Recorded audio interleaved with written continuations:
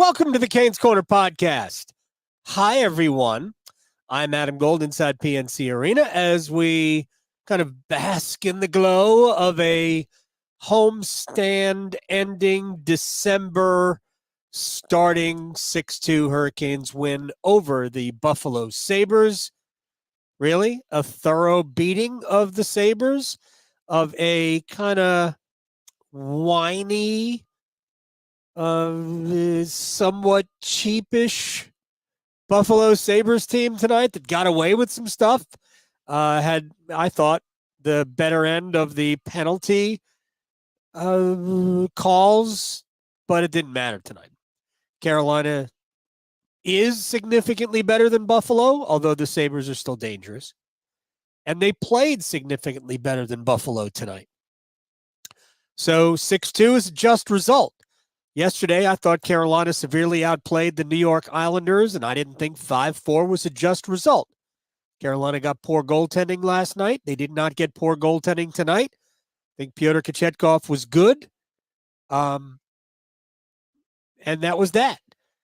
We've been saying this for a long time. When the Hurricanes can get league average goaltending, they're outstanding. If they get better than league average goaltending, which is what they got, kind of last year, a little bit better than league average. The year before, way better than league average. The Pandemic Central, way better than league average.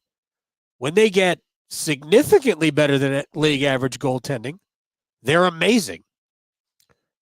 But they're good just because of the way they play.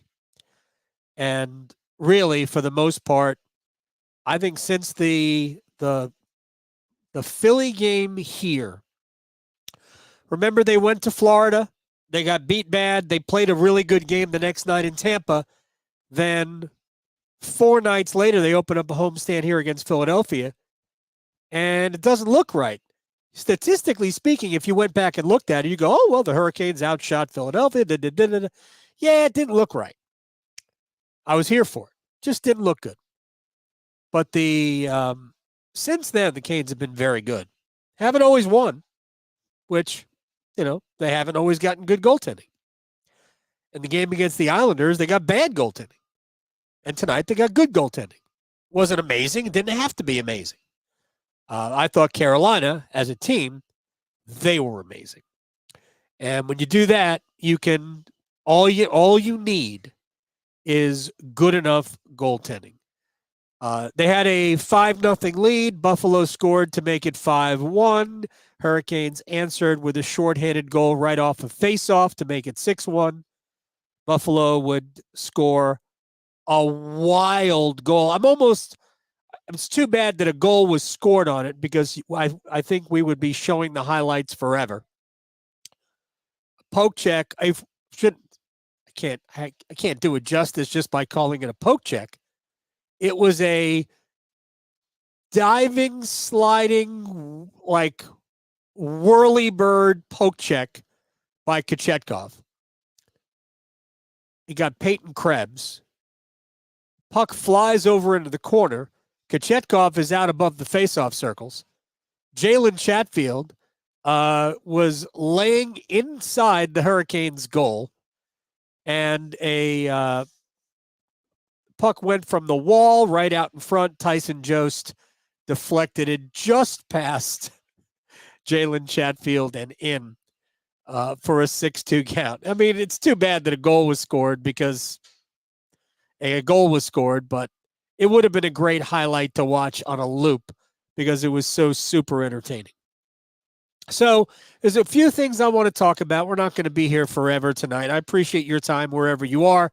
And we're brought to you by the Aluminum Company of North Carolina. If it's for the exterior of your home, you can find it at the Aluminum Company of North Carolina on Hamlin Road in Durham.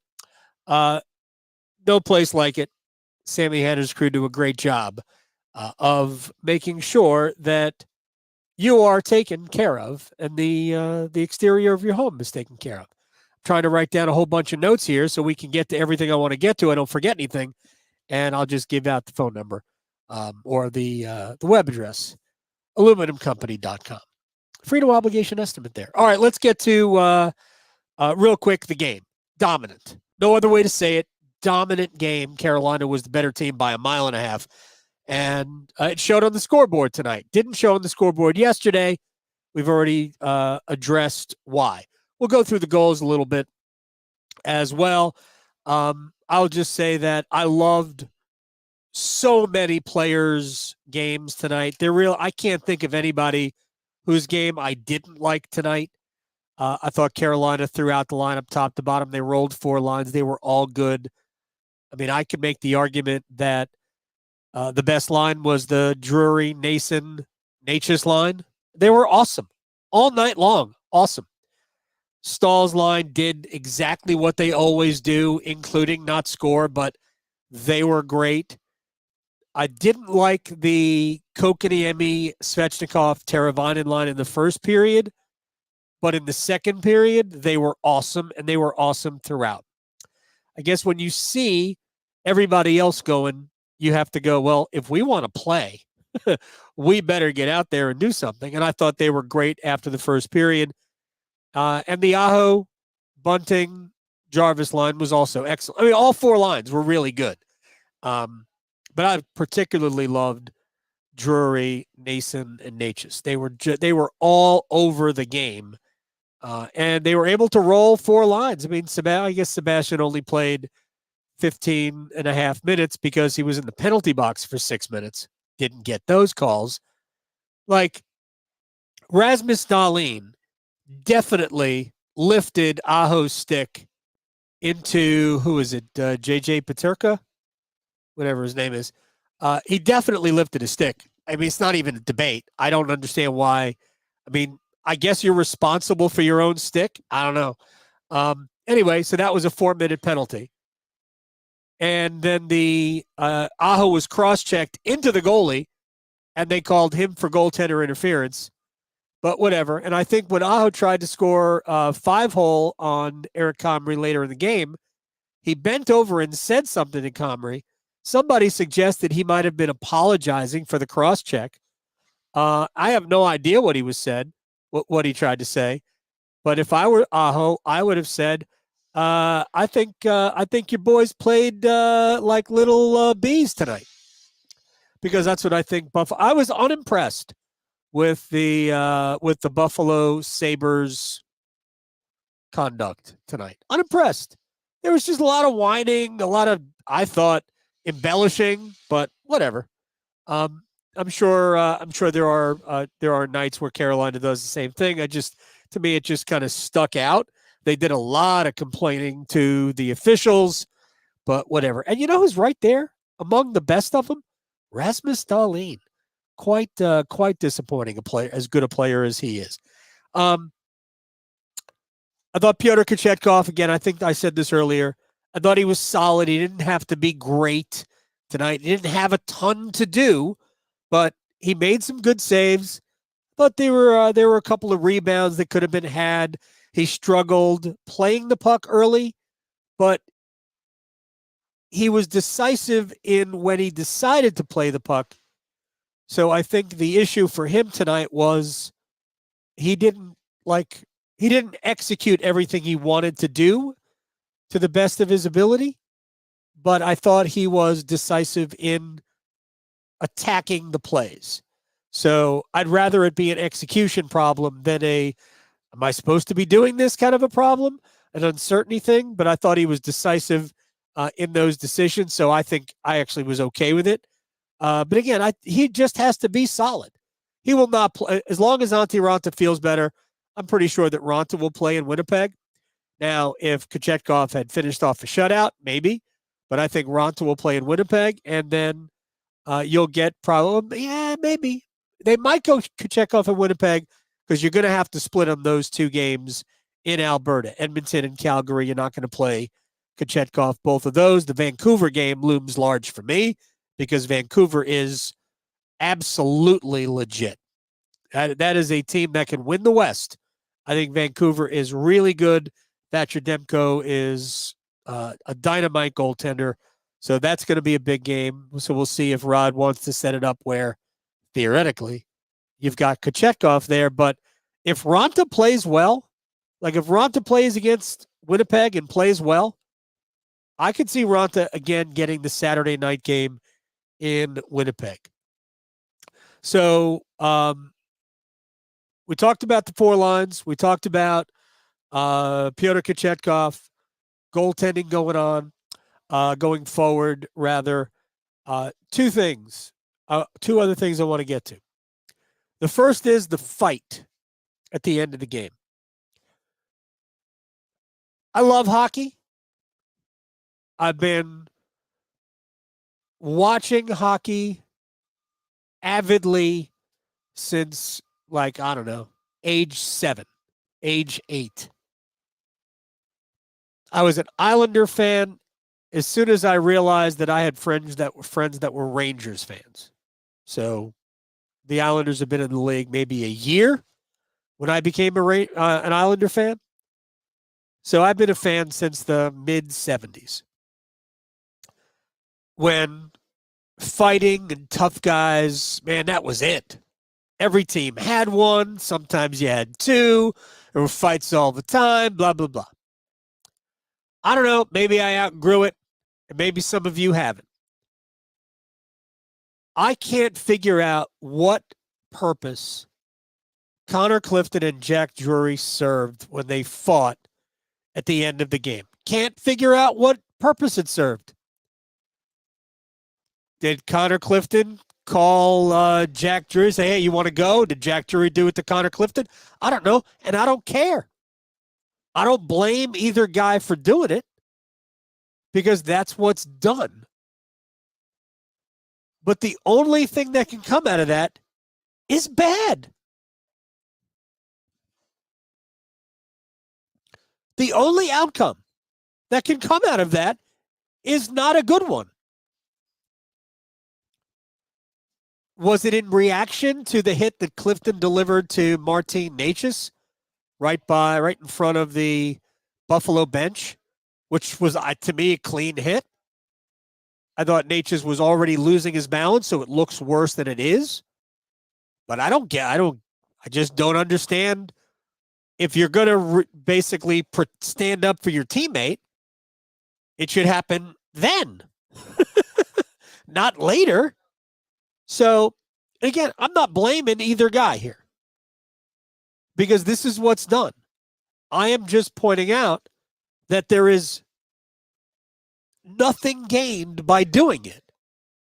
Jack Drury is not any better of a teammate now than he was before because he dropped the gloves with somebody who was bigger than him. And by the way, Drury said it after the game. He said, I didn't win the fight. So we would all be thinking very differently about why they did this if one of those guys got hurt. If you throw a punch and you break your hand and you're gone for 6 weeks, it wasn't worth it. It wasn't worth it now. It didn't get you another point. Anyway. At some point, that stuff is just whatever. It's entertainment at that point. So if that's the response, yeah, that's fun. Okay, that was entertaining. All right, then that's good. But don't give me hockey reasons why that was a good idea, because it's not. All right, I'm done with that. Tonight was an interesting night if you were watching the game on television. If you were watching the game on Bally's, Mike Maniscalco was not there, was not here. Mike's dad, Marty, passed away. So Mike is mourning his father's passing. He is spending time with his family. And I believe he will be with the team in Winnipeg. So my heart breaks for Mike. My condolences to him and his family and all of that. So the first 2 games that Mike missed were radio games. And Tripp Tracy did play-by-play. And they did it straight, as best as Tripp could do it, with Shane Willis. Tonight was a TV game, the first TV game. And the plan was to do it like a Manning cast, only without the video guests. So we have the game, and you've got Tripp and Shane just talking hockey. So if you were listening to this game on the radio only, it was probably a rough listen. Not even going to deny it. Because they were not doing play-by-play. They recapped some plays well. But because if we have a simulcast, we don't have a radio broadcast, we have a simulcast. Most of the time, Mike's doing a very credible job at a radio call, a little bit more descriptive than just a TV call. But they didn't even make that effort tonight, because that was not part of the script. That was not what they were trying to do. They were trying to make it just a 3-period conversation about the game and about the players. And if you were watching it on TV, I think you probably really enjoyed it. I was at the arena in the booth right next to Tripp and Shane, and I had my headphones on, my headsets on, because I do the intermissions. So I have access to the game broadcast. And I'm telling you that it was not only incredibly entertaining, but incredibly helpful as I'm watching the game to hear these two guys who clearly know the game just talk about the game. I thought it was great. Again, and I work for the radio station that's the flagship, right? We're not going to use the highlights because there really weren't any highlights. There are highlights, but we don't have like the audio of the highlights. I mean, some of them were okay. The Nason goal that Natchez had a drop pass on a breakaway, that's probably all right. But for the most part, it's just they're just talking. Oh, the goal scored. But again, if you were like me and you had the game in front of you and them in your head, it was awesome. It was such a blast to listen to. So I thank Tripp and Shane for doing that. And then on Monday, we'll get back to a normal broadcast when Mike Maniscalco returns. And again, condolences to Mike Maniscalco on the loss of his dad. I thought Carolina, this is now about 2 weeks for the most part, maybe a little bit longer, where the Hurricanes have really started to play the game that they're built to play. I thought their forecheck was awesome tonight. And it really bothered, I think it bothered Buffalo a ton. And the best part about tonight, and again, it's a little tempered because the Sabres were missing Tage Thompson. But the top line of Skinner, Middlestat, and Alex Tuck was owned by the Stahl line. Stahl, Martinook, Fost won that battle. And in fact, every one of Carolina's lines won their battle. All of them. And sometimes that happens on home ice, but the Hurricanes have been doing this now. They did it against the Islanders, did it against Edmonton. Heck, I know it's going to sound weird in an 8-2 loss. It kind of did it against Tampa. At 5-on-5, they kind of did it against Tampa. Tampa's power played Carolina to death, ringing the bell 4 out of 5. But 5-on-5, that first period, Tampa had one shot on goal, and it was just a center ice flip in that happened to be on net. That was the only shot on goal they had the entire period. It was like yesterday, I keep saying that, Thursday against the Islanders. The Islanders didn't even have a shot attempt in the second period until 11 and a half minutes were played. And then they scored 2 goals. Carolina got bad goaltending. So, real quick thing about Pyotr Kochetkov, and we'll glance through some of the comments here. Regardless of how it happened, So Rod Brindamore said before the game that his plan was to play Ronta, but Ronta wasn't feeling well. I assume it's this illness that's been going, coursing through the team. But that that the plan was to play Ronta, but because he wasn't feeling well, they decided to go with Kochetkov. Well, it doesn't matter to me why the decision was reached to play Pyotr, but he responded well. And I thought about this as I was traveling to the game tonight because nobody knew who was going to play in goal. I talk to Rod usually on game days. If I'm not down here in the morning for a morning skate, I'll talk to him about 2.5 hours or so before the game starts, the broadcast starts. So for a 7 o'clock game, I talked to him at about 4:30. And because they didn't skate, we had no idea who the goalie was going to be. And so I just asked him. I asked who's in goal tonight. And he went Kochetkov, and he explained why. But I had thought that it wouldn't be the worst decision in the world to go back to him anyway, rather than have him sit around for an additional couple of days after playing so poorly. You send him back out there. You also challenge your team to protect the kid. And I think Carolina played the game that way.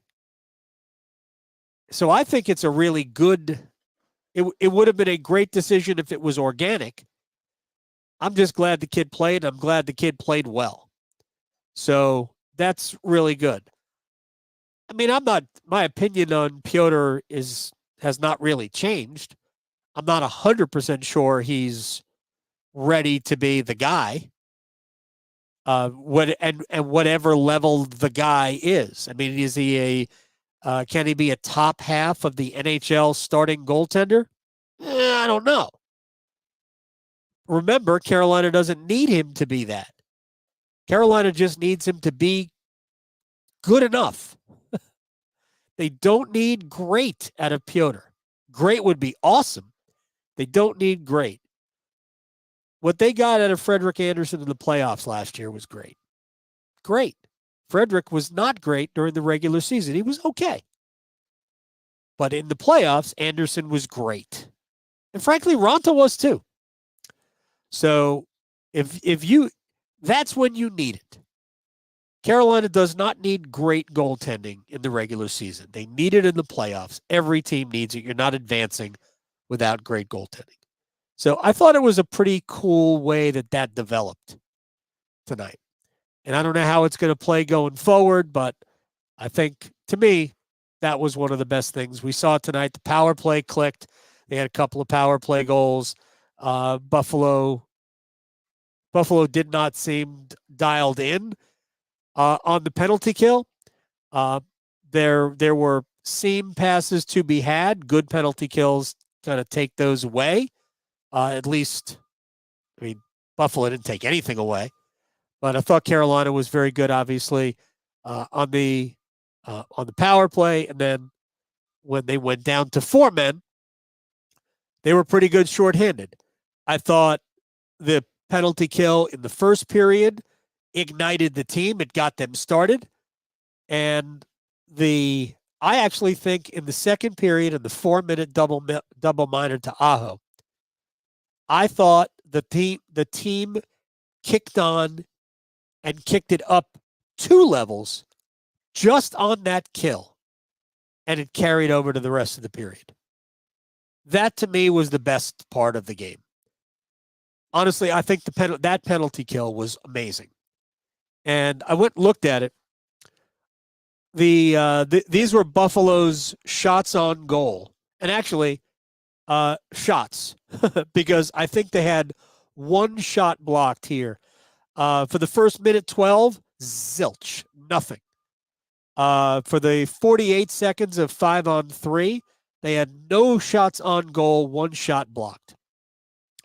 And then for the remaining 3:12 of the double minor, they had 2 shots on goal. that to me, as the crowd got into it, that was not the turning point in the game, because I think Carolina was already dominant, but I just think it got them back fired up. Because when you go up 3-0, and when Aho scored a minute 6 into the second period, to make it 3-0, when you score so quickly and so easily, you can really get complacent. But I thought that double minor they gave to Aho, which you could easily argue was a terrible call, and they went and reviewed it because there was blood. I don't know how the penalty was given, but whatever. In the grand scheme of things, doesn't matter.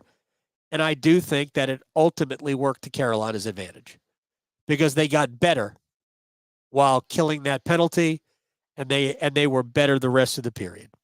So, but I don't understand. I don't understand that call. I really, really do not. Let's see. We'll go through a couple of comments here from Marty, who I believe is in Perth. Fantastic call by Tripp and Shane. I thought, again, if you were watching the game, Tripp and Shane were awesome. Now, if you happen to be in your car, listening on the radio, streaming just the audio from somewhere, it probably didn't meet your needs. Right? It wasn't descriptive. It wasn't telling you what was happening during the play because it was very non-traditional. So I liked it. But again, I'm here, and I thought that they provided so much information and knowledge for me listening to them. Let's see. Matthew, what a redemption for Thursday. All three lines were firing on all cylinders. That's how we should be. All right. Well, they have 4 lines, and all 4 were going. But who was the redemption for? If the thought is that the Hurricanes didn't play well on Thursday, I will disagree. I think they dominated the game on Thursday. They got bad goaltending. If Carolina plays the way they did Thursday, every game the rest of the year, they won't lose 10 times. You're not going to play that way. That ain't going to happen. But you play that game in today was game 23, right? Today was game 23. So you've got 59 games left. You play that game that you played Thursday night 59 more times. No way you're losing 10. No way. So, and frankly, they could have won. They probably should have won the game once they got to overtime. So let's keep in mind why they lost on Thursday. They lost because the goaltending was trash on Thursday, right? And I believe that Pyotr Kochetkov would be the first person to go, trash. Because I think he knows. He's not a dummy. Everybody knows. And guys know when they don't play well. Let's see what else we've got. Yes, Matthew, all 4 lines were awesome. My bad. It's all right.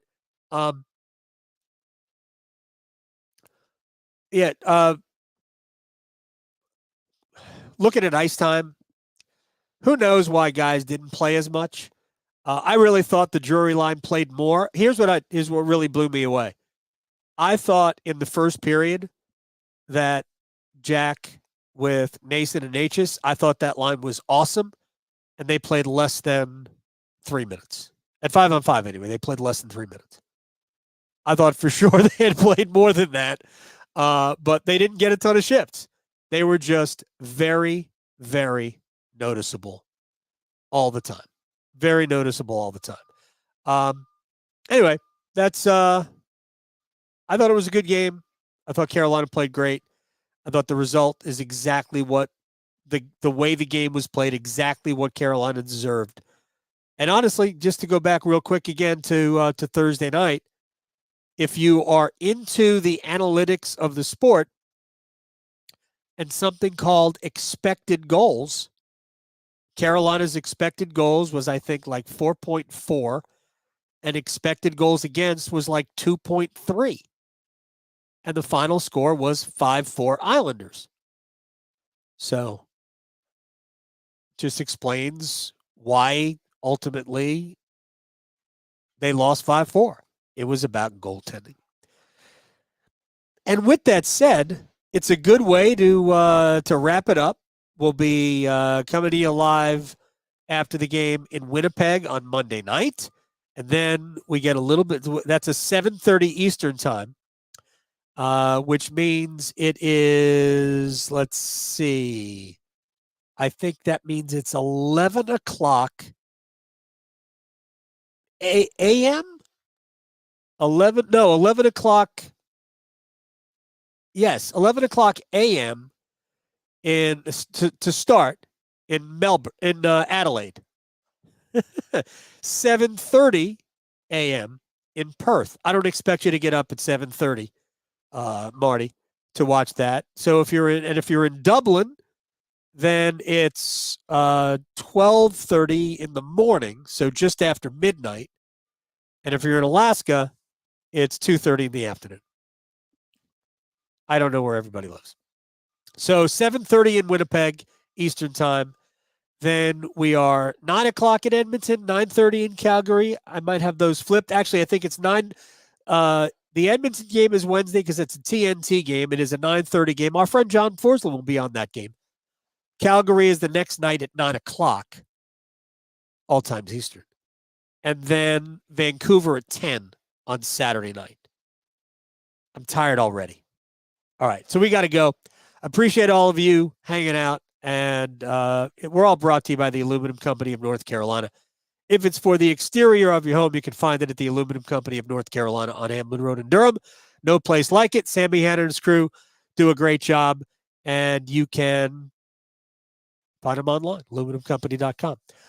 Until Monday night, a little bit later than now, we will see you next time.